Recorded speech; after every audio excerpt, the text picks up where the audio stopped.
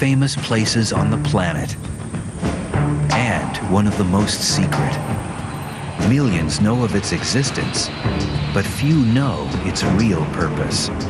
Startled observers tell strange tales of bizarre lights shooting across the night sky, frightening noises erupting from beyond the sound barrier, and even encounters with life forms from beyond the Earth's grasp.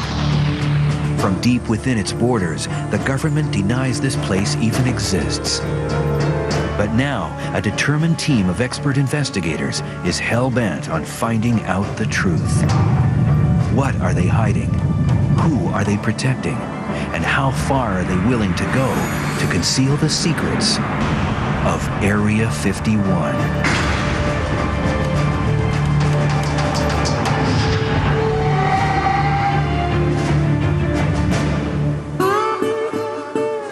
The thing that makes it interesting is they deny that it's there.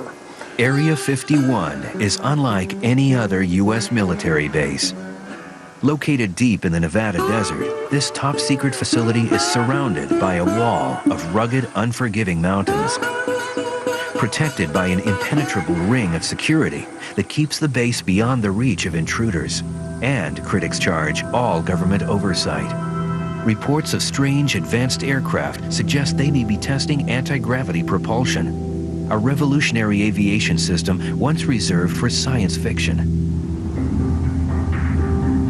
Chuck Clark may be the world's foremost authority on Area 51. As a professional astronomer and aviation hobbyist, he's always had a fascination with the base, which the U.S. military claims is simply an aircraft test site. In the remote Nevada desert, the tiny town of Rachel is the closest most people get to the high-security base called Area 51. It trades on wild claims of UFOs, but many think the government encourages alien theorists to propagate myths about Area 51 in order to discredit legitimate watchdogs.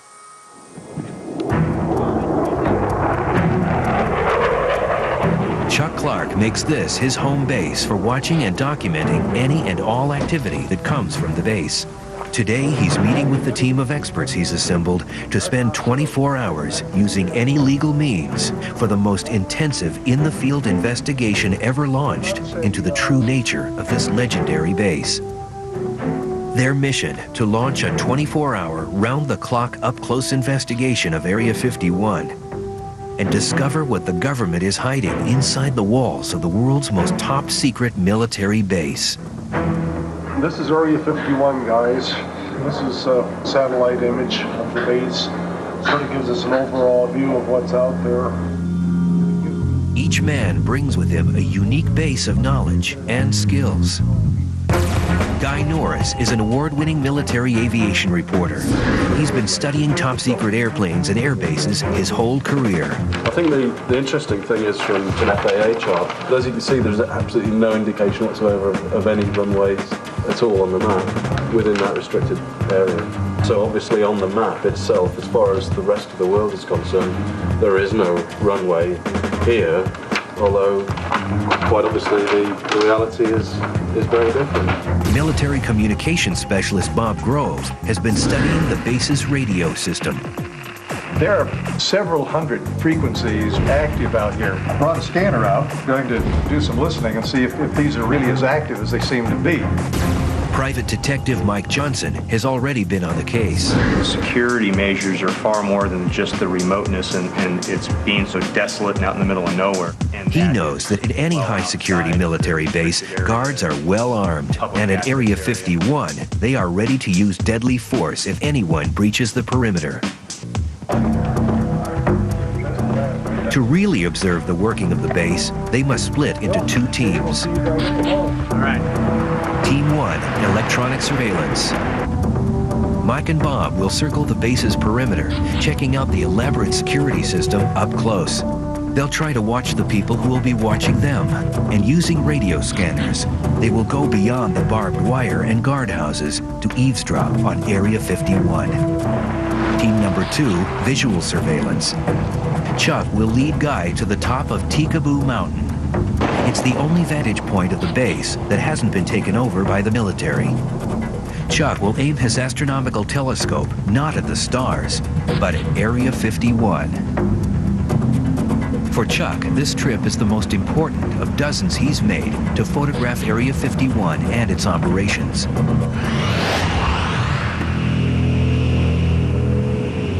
Years ago, Chuck retired to tiny Rachel, Nevada, so he could get a closer look at the military's latest airplanes. But the more Chuck peered beyond the walls of Area 51, the more he saw that the base was operating according to its own rules, under separate command, out of view, and above the law. Chuck discovered just how far Area 51 security reaches. One day, Chuck was hiking in the desert when he stumbled on what he thought was debris from a crashed airplane. I bent over to, pick it up, pull it out of the sand to see what it was, and I saw the antenna sticking out of the ground. So I cleaned it off. It was a transmitter that had a lead going off to a smaller plastic box. It was a sensor. Chuck has uncovered a motion detector, not along Area 51's secure buffer zone, but miles away from the perimeter of the secret base and on public land. To Chuck, the sensors are the latest in a series of covert moves designed to expand Area 51's ability to carefully monitor the movements of innocent civilians. It's a little overkill, in my opinion. They have about a 25-mile buffer zone out here, and it's all terrain like this. It gets rougher as you go. Why they have to put stuff outside the line, and really it escapes me. I found them over in the next valley, as far as 8 miles outside the line and a mile from Highway 375. Determined to expose the military scheme, Chuck enlists the help of award-winning investigative journalist George Knapp. It took us about half an hour to find the first sensor. 5 minutes after that, we found the second one. See, there's your transmitter right there. And we'll come around here. And right here will be the time delay unit. And you'll see it's clearly marked U.S. government property. In all, the two men discover over a dozen sensors, all set up to transmit information back to Area 51. Retired astronomer and desert rat Chuck Clark keeps an eye on the top secret base known as Area 51. When George Knapp's story hits the air, Chuck is on the move. Chuck has discovered a way to breach the barbed wire and penetrate the ring of security to get inside Area 51 without getting arrested. But it means he has to travel 500 miles to Denver, Colorado. Inside this nondescript building is advanced technology originally developed by the military that runs Area 51. Now Chuck can turn the tables and get an insider's view of the secret base.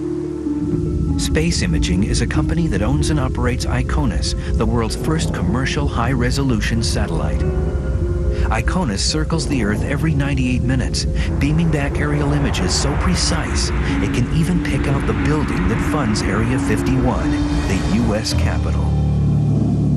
So Chuck, what's your interest in Area 51? I moved out there about 10 years ago, and whenever I wasn't photographing the stars in the heavens, I pointed my big lenses at the base. Ooh, I'm sure they love that. Oh, they loved it. Using the ICONUS aerial photos, the team at Space Imaging is able to assemble an accurate 3D model of Area 51. The U.S. government may not like Chuck, but they can't stop Space Imaging from giving him his first real peek inside the ultra-secret base. Oh, boy. This is Area 51, built with our ICONUS imagery, and then we're able to fly through with this software. That's fantastic. I have photographs that I've taken showing the fronts of these, but I've never seen this building. And I did notice some sand on the runway, so I wasn't sure if there hadn't been something that had landed there recently, or maybe the aircraft began landing right about here. Maybe that dust is just painted on for deception, too. Mm-hmm. These are, some nefarious people that are running this place, and they might think of something like that. Yeah. Is this public information? I'm sort of, little brother watching big brother. You watch mundane things long enough and you figure stuff out. the security as tight as all the rumors I've heard and what I've seen on TV? Well, it's probably tighter. The security has sensors that are set up miles outside the perimeter, and so they're out there watching you long before you get anywhere near the line. Whoa. I'm not going to disappear after this show. Probably, but... In Denver, Chuck's mission is accomplished. He quickly hits the road again, determined to share his findings with the rest of his team. But while Chuck was getting his glimpse inside Area 51, the federal government was already striking back, as he's about to learn the hard way. I got a call from a friend of mine with the FBI who said, "What the hell are you doing up at Area 51? Something heavy was going to come down real soon. Something bad for Chuck."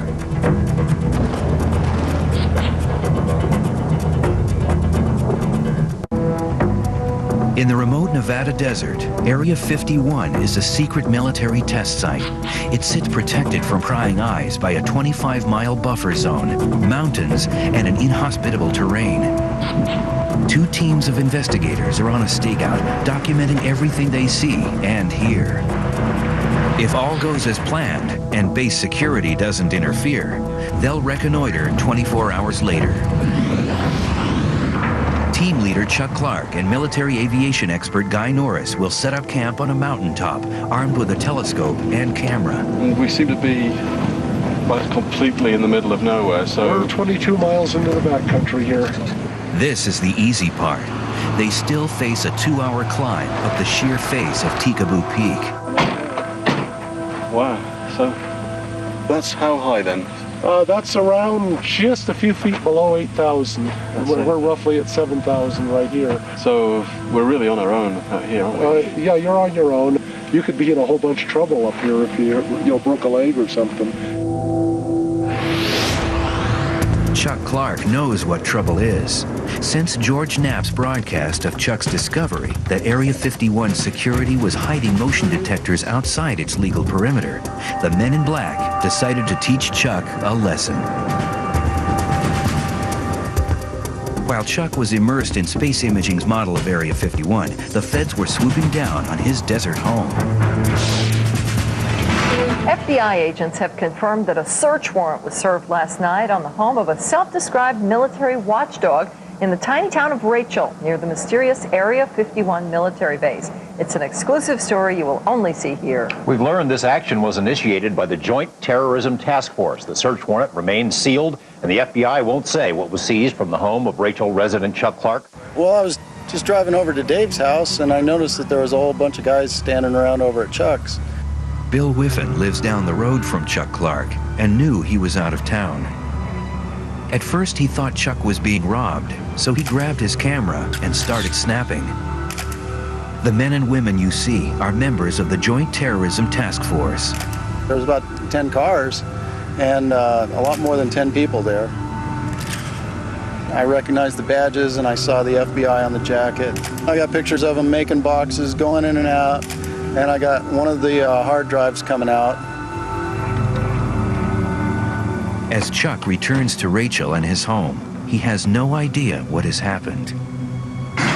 Let's see. Well, that's weird. For Chuck, his work, his privacy, his security are all suddenly gone. He finds the warrant and an invoice of confiscated items waiting on the dining room table. It's district court search warrant, and they've got their card. And I guess that's an inventory. Let's see here. U.S. District Court search warrant. Ooh, Nevada Joint Terrorism Task Force. That's impressive. Every inch of Chuck's place has been thoroughly searched. Basically, they took a whole list of stuff. Scanners, radios. They took 6 floppy disks, 15 CDs, Area 51 photos, film negatives, 2 photo albums. They took the monitor. I don't know why the hell they take a monitor. What information is in a monitor? The phone. Word spreads quickly. Calls come from friends and neighbors. Hello? Oh, I understand some feds visited my place while I was gone. No, I haven't been disappeared yet. That'll be tonight. I'm doing things I know they don't want me to do, but I'm not doing anything illegal.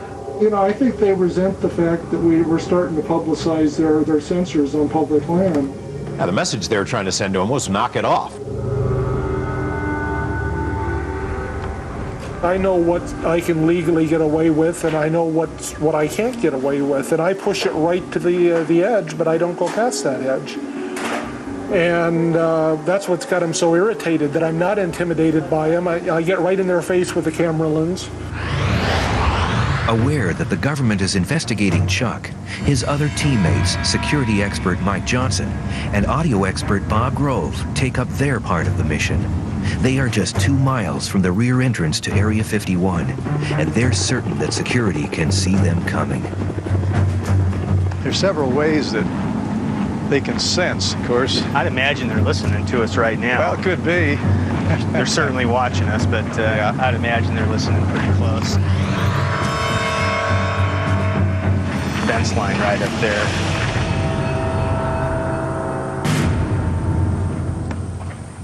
They decide to walk the fence line, keeping their eye on the guardhouse. Let's see what we've got down here. There's some type of sensing unit on that fence right there, that white box. Could be, could be. Take a look and see what that is. Security is well aware of them. That's far enough from me. Yeah, let's check the other side of the road, see if there's anything there. From 100 yards away, they get their first glimpse of the private security force contracted to guard Area 51. Known to insiders as the Camo Dudes. So called because of their desert camouflage uniforms. Bob and Mike want a closer look, but they know one step over the line would put their mission in jeopardy. This is not the time to test the boundaries. I don't want to end up in jail. Yeah. Mike and Bob make a quick strategic retreat.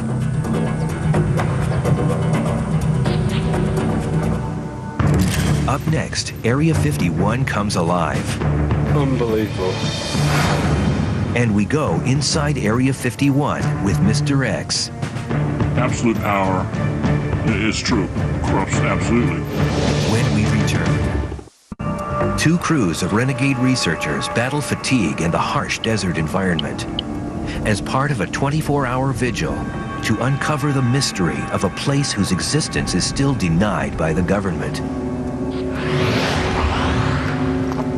I should have been in training for this. Well, Back on the mountain, Chuck and Guy make their way up the dangerous path to the summit of Tikaboo Peak, carrying a 50-pound telescope and gear for the cold night ahead. the first half mile here up to the first ridge is killer. It's steep and loose. And it gets steeper as we get higher. Their destination, the only available view of Area 51.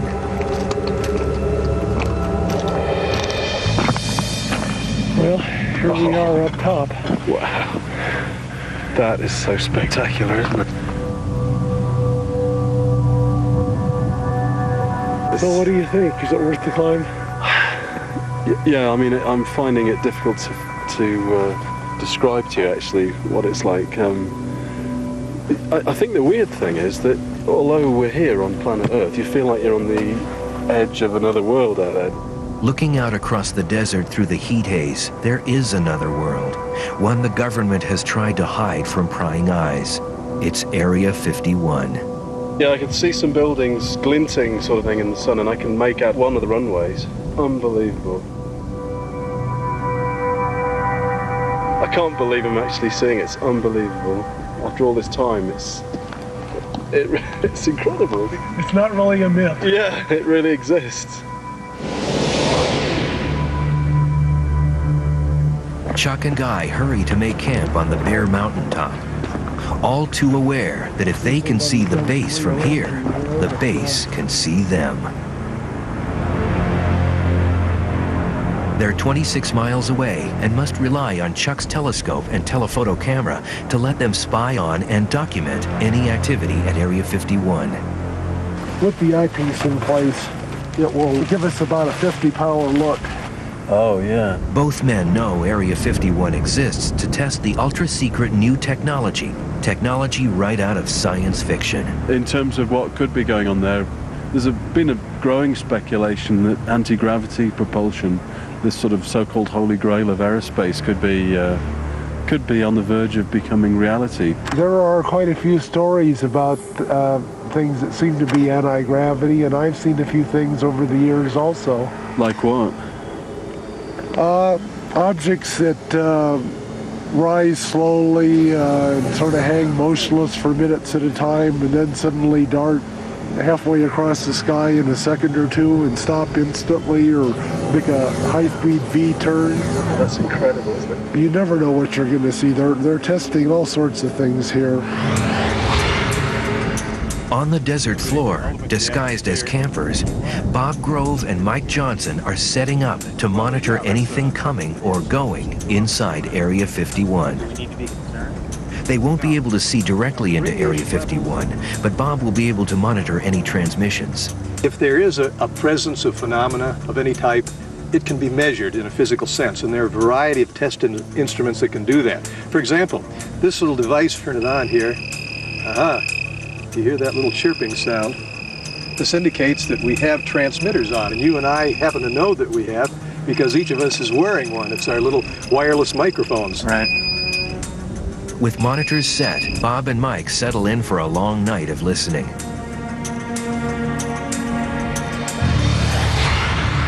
At the top of Tikaboo Peak, team leader Chuck Clark and aviation reporter Guy Norris move the telescope into final position. When something happens, if something happens, they'll only have seconds to react. It's a moonless night tonight, right? So that's better for the chances, the potential chances of something happening. It increases the potential chances. They don't want a chance silhouetting against the moon, so the less moon there is in a night, the more likely they are to test. It's almost 2 a.m. Electronics specialist Bob Grove and security expert Mike Johnson are encamped just outside the base's border. Here, and if the signal comes on, it will make us... Bob's high-tech radio equipment will monitor any ground or air activity at Area 51. Stay on there. And if I want to monitor that, we're particularly interested in looking for signals that pop up in this frequency range, because this is a federal government range. One is in the 160 megahertz to 170 megahertz range. And then we go a little bit higher, where military aircraft in the 225 to 400 megahertz range. What they hear is the actual sound of Area 51. 6-5 on Fox 4. Bob adjusts the frequency. What's that chatter that we're hearing there on the radio? That's security. Okay. Talking about us? Could be. Mike and Bob suspect they're being monitored by Area 51 security. They will ride out the night waiting to see if they'll be hassled by the legendary security team.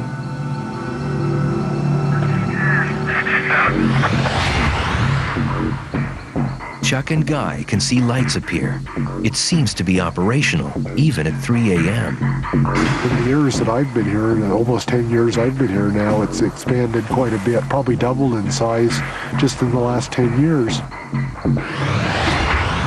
Tonight, on the mountain peak and on the desert floor, the air has been strangely silent. Then, the steady static is interrupted.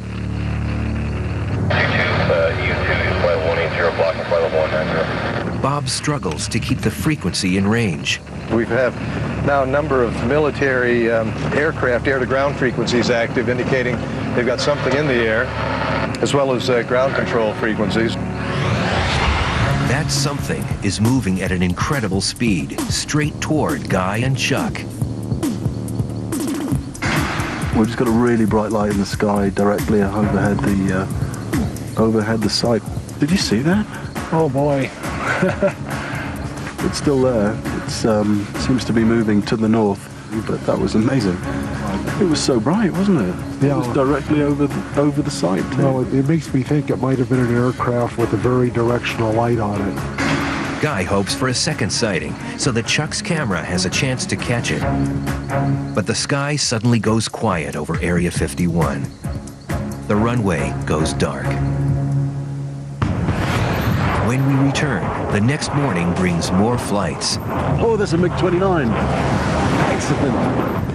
Mr. X takes us inside the super-secret base. It's an Air Force separate from the normal Air Force above the regular Air Force.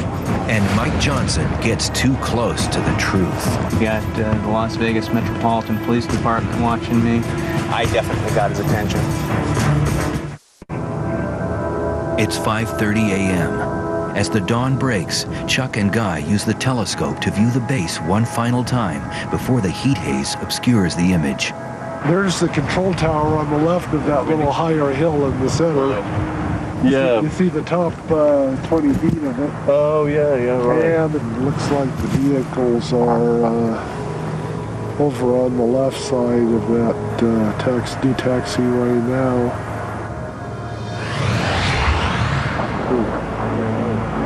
For Mike and Bob on the desert below, Here it comes. 15,000 feet above their heads, Area 51 comes alive. Guy hears it too. Sounded like there was something in the air over there, Chuck. It could be a B-2 bomber. They practice refueling around dawn and then stay in the airspace for a couple hours out here. Guy can't believe his luck. The B-2 is not alone, and it has some surprising company. Oh, there's a MiG-29. Excellent. He's turning that way. Although America is no longer in a Cold War with the Soviets, for some strange reason, it's still fighting their aircraft here at Area 51.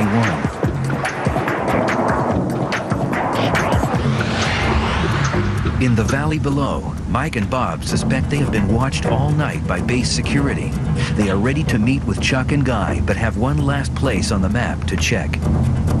Well, if I listened to Chuck correctly, the main gate ought to be about 10 miles or less off there toward that hill. As they close in on the official entrance, Mike is startled by something in the mirror. Barreling toward them is an enormous vehicle. With its windows painted black to protect or hide its passengers, it speeds toward a day's work at the top secret base. Holy smokes. The bus doesn't even slow down. I think the bus is doing a little more than 45, maybe 145. He was hustling. He was.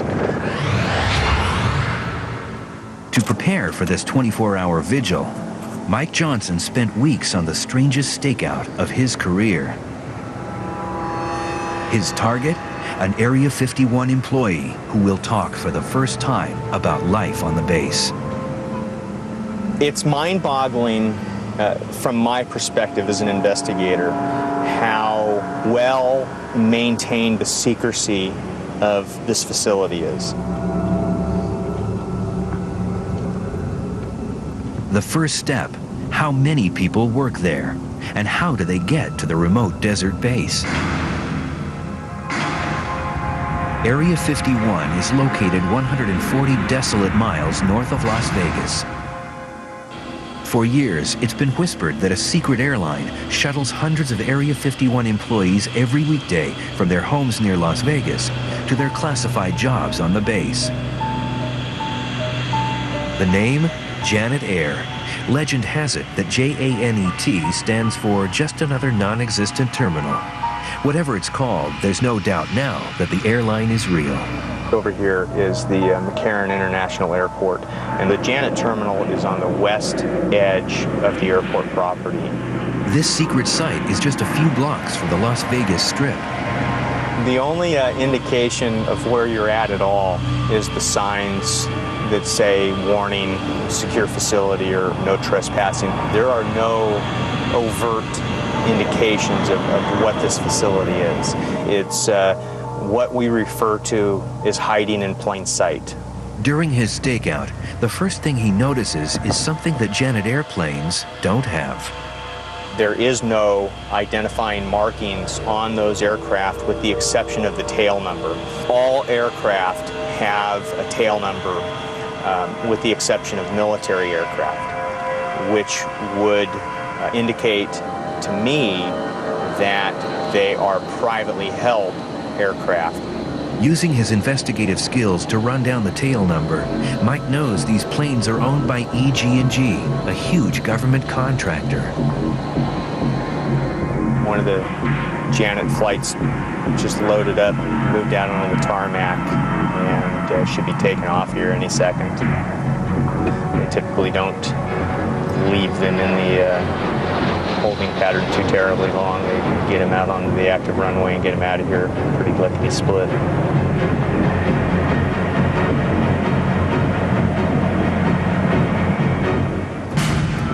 Every day, hundreds of men and women pass through these gates on their way to work at Area 51. We're seeing a car go in now. The guard just stepped out.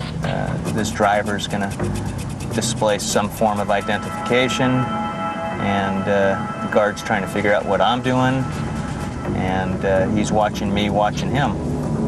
Mike is on public property, but he still has reason to worry. The guard hasn't taken his eyes off Mike's car.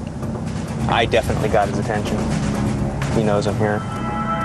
Here's a chance to check out the system's security. But it could also lead to compromising the mission or jail.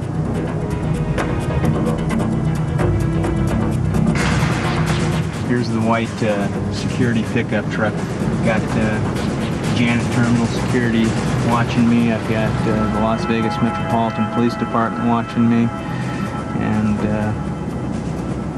I'll be stunned if a marked or an unmarked unit doesn't come up and try and ID me here in a second. The net gets tighter on the ground and in the air. Here's a helicopter overhead. The best way to continue the investigation is to get away fast and come back when things cool down. Coming up next, the 24 hours are almost over. No trespassing beyond this point. Photography of this area is prohibited. Mike Johnson is hot on the trail of an Area 51 vet. Lives were put at risk just to keep the nature of this place a secret.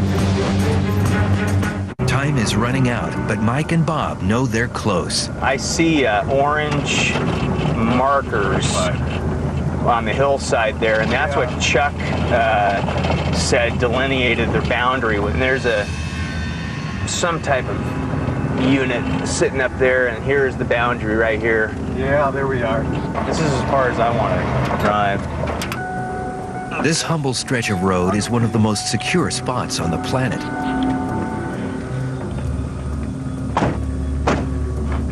Some censoring units up there on the hill. Looks like it, yeah, the big one on top especially. People who have crossed this line have been arrested, interrogated, stripped of cameras, phones, even their clothes. No trespassing beyond this point. Photography of this area is prohibited. Well, I think this is probably about it. This is as far as I'm willing to go. Yeah. Of the hundreds of people who work at Area 51, why have none of them come forward with information? What kind of threat does the government hold over their heads?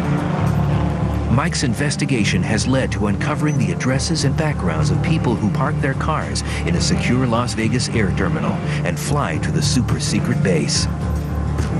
Now it's time for him to take the next step and reach out. An unmarked black SUV pulls out of the gate.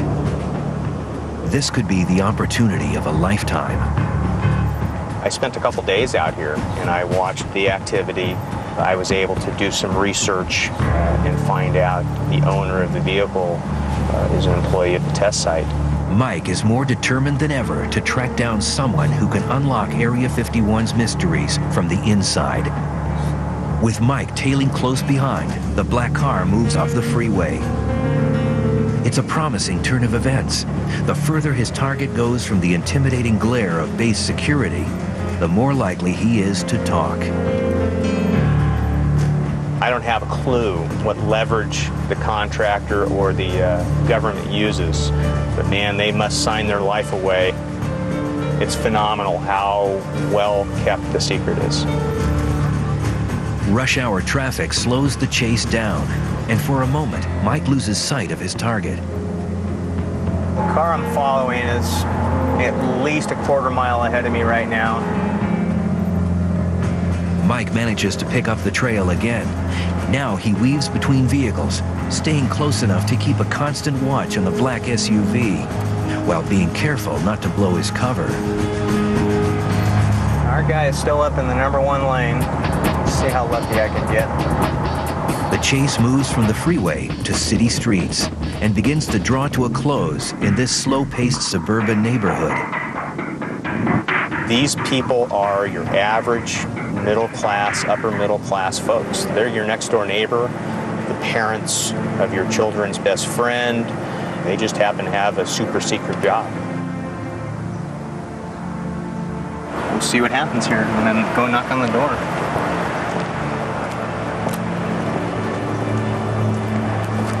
Do the answers to Mike's questions lie behind this door? What secrets will his hard work reveal? My name's Mike Johnson. I'm an investigator. You're not in any trouble whatsoever. But one of your vehicles has been seen going in and out of the Janet terminal. And we were hoping we could talk to you about Area 51. No comment. And the door closed, and that was that. From the reaction, I'm pretty confident he works there, and that's where we're at. He's not going to talk about it. The government's strict secrecy policies prove a formidable obstacle. But Mike's patient and more determined than ever to find someone who will talk to him. I am going to have to do some substantial digging to identify a disgruntled type employee that's willing to talk or even acknowledge their participation with Area 51. Back in Las Vegas, Mike Johnson's search for an Area 51 insider is picking up steam. A tip from an inside source has brought Mike to this nondescript hotel. If his information is correct, waiting upstairs to speak with him is a former employee of Area 51. I worked at Area 51 for approximately 14 years, and through the 1980s and the early part of 1990s. Success. The man is apparently willing to talk, but only if his name is not used, his face hidden, and his voice disguised. Lives were put at risk, careers were jeopardized or terminated just to keep the nature of this place secret. Mike spent hours and hours staking out Area 51's commuter airline, Janet Air. Here's someone who flew it 5 days a week. After you'd arrived at McCarran, you were to go park your vehicle, walk inside the terminal where you would surrender your baggage to ensure that you weren't carrying any tape recorders, cameras, things of that nature. Mr. X confirms the accuracy of Chuck Clark's satellite 3D model. This is the base he worked on. That is absolutely correct. Absolutely right. Mr. X says fear, more than anything, pervades every aspect of life and work on the base. Security for the personnel was far greater than what you see on the outside. If you made a call home, you had to be very careful as to what you said to your wife or your children, as to divulge where you might be, when you might be coming home, what method of travel you might use. What sort of work warrants this kind of secrecy and security? It's a test facility for experimental aircraft. Okay. Simple as that. The United States has projects that are deemed classified for one reason or another, and they are tested and proven at that particular location. But Mr. X says Area 51 is unlike any other Air Force base. It is an Air Force separate from the normal Air Force, absolutely. And the attitude of the individuals up there is, yes, we are not the regular Air Force. We're somewhat above the regular Air Force. He says those who run Area 51 regularly risk the lives of their own workers. Absolute power is true, corrupts absolutely. And these individuals up there are definitely operating, like the apocalypse now, operating without any decent human restraint. They're on their own mission. Moreover, Mr. X says anyone who challenges that mission is dealt with swiftly. This individual that I knew expressed grave concerns over personnel being exposed to toxic chemicals, hazardous waste, if you will. He was told that basically the project was behind the curve. They needed to expedite its completion, and that kind of information would be kept from those personnel. And when he challenged that, he was dismissed, removed from the base. Mr. X is well aware of the risks of talking, but he says that unless the truth comes out, corruption could very well destroy the base's very real military functions. I think there should be congressional investigation of the place.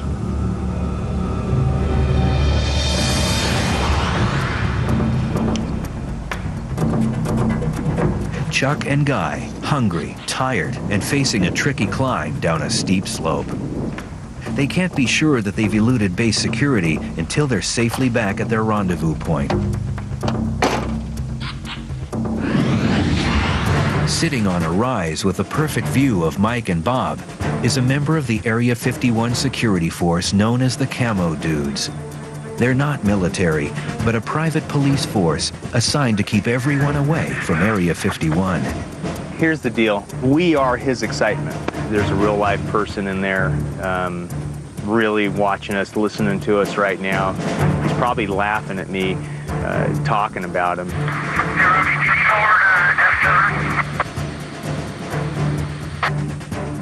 Still a lot of activity on the security channels. Well, I think we've seen just about all we're going to see here, and I'm not willing to go any further. Yeah, I don't think we should tempt fate. With security definitely alerted to their presence, they know it's time to leave and meet up with Guy and Chuck.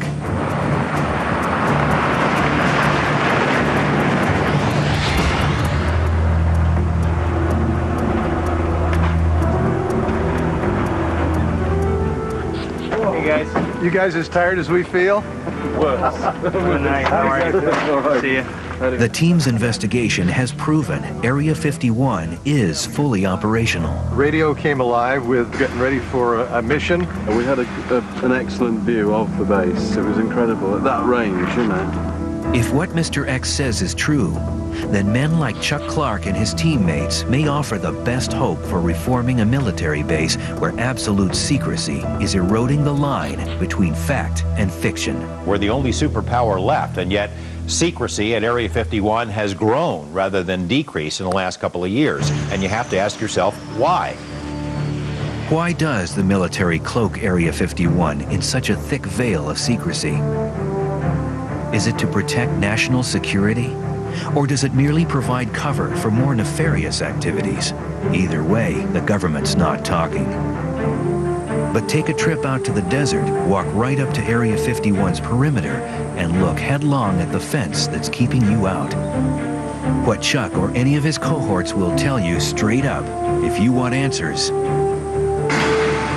the truth is in there.